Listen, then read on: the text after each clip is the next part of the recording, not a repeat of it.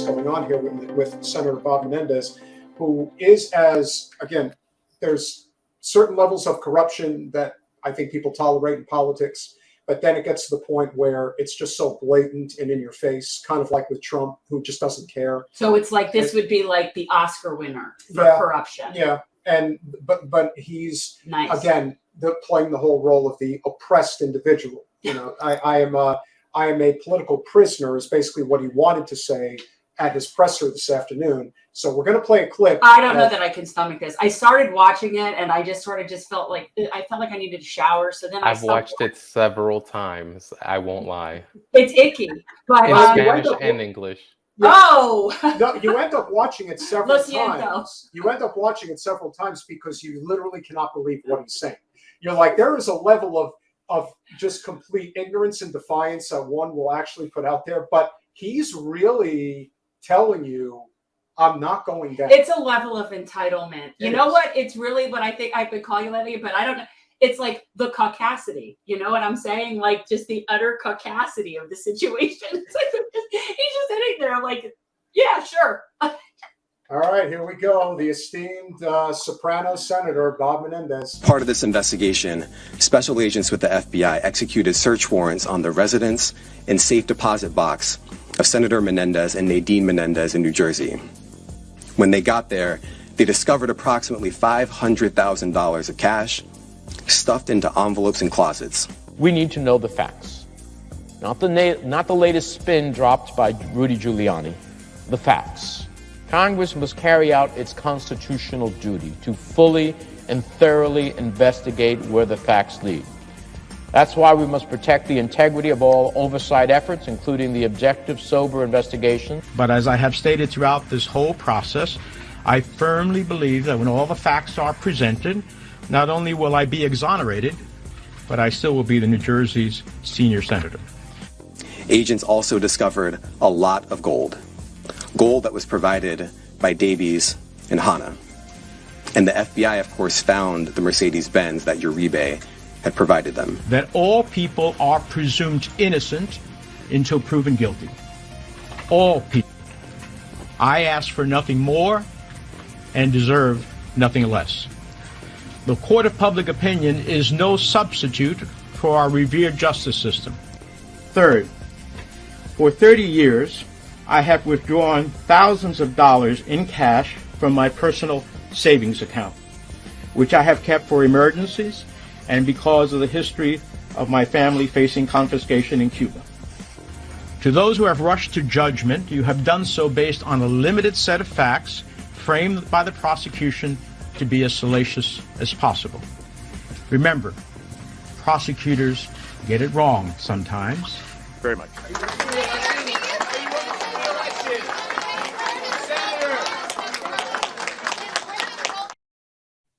A very nice touch with the Sopranos theme song. Yeah, and I would also suggest that in federal prosecution, they very rarely get it wrong, and in fact, their rates are insane. I don't know if 90 something upper. Like 90s.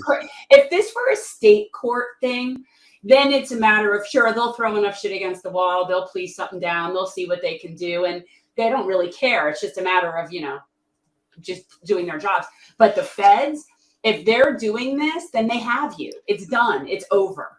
Right? One thing I want to touch on from that clip that you just showed is like when he walks out, I don't know if anybody noticed that one woman who like gives him a pat on the back and is like, "No, we got your back. We're here for you."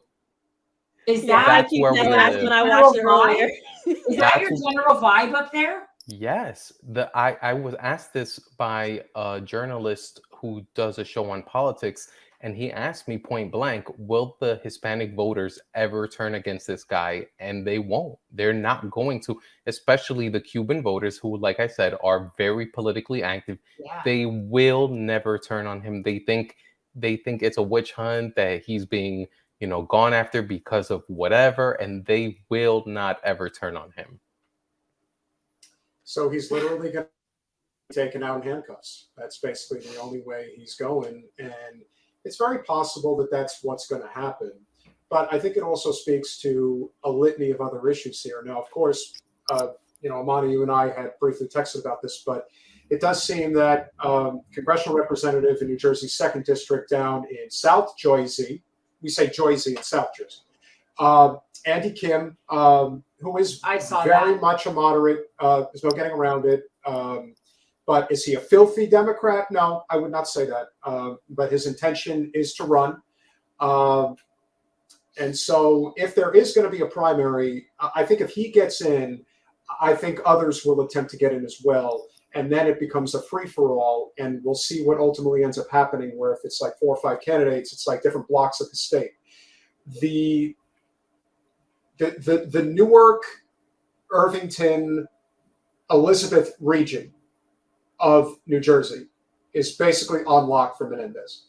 But there are a lot of other places where, depending on what people intend to do. Has he been primaried before? Sorry. Yes. He was. He was in 2018 by somebody who doesn't have a huge profile and got nearly 40%. And someone who doesn't have a good profile is being very, very kind. Yeah, I was about to say that is a moderate way to put that. This person is essentially known as a maniac, as a flaming-haired maniac who nobody takes seriously. Got 40% of the vote in a two-way race, though. So again, you hope that it would be, you don't want that free-for-all to happen. You would prefer for the field to be consolidated amongst 2 candidates, especially, I'm sure we're going to touch upon the line and how all that works. But if you have a candidate with a significant profile like Andy Kim in a two-way race with Bob Menendez is in a ton of trouble. And you can see the splinters already showing in that one of the mayors in my district says that he's seriously considering challenging Junior for his congressional seat, which 2 weeks ago would have been unheard of and unthought of, and blasphemy against the machine, because again, that mayor is deeply entrenched within the machine. So you are starting to see these fissures amongst the power structure that might actually end up in, bringing these guys down. Yeah, so and I definitely. Go ahead. Oh, please, Imani, go ahead. Go.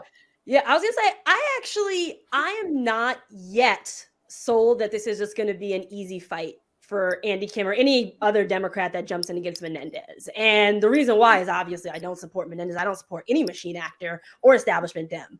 But the thing that I think the rest of the country doesn't recognize is that this is business as usual in New Jersey. New Jersey is so deeply corrupt. One of the charges, or one of the, I guess, complaints that's being brought up is that Menendez's wife has a no-show job, where there's just a title and they get paid through it and they never have to come.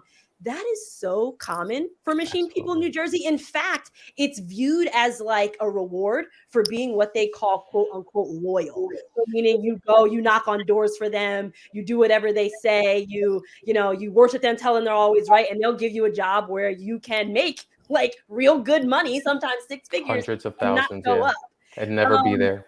So with that being so common, if Menendez starts doing retaliation leaking, if he's still got it in him to do some fighting back, I don't know that it's going to be so easy, because I don't think Andy Kim is really that entrenched in the dirtiness, considering he was more of a Washington guy before that seat. But if the people he brackets with, or if the people who are supporting him are in that area, Menendez can make the connection.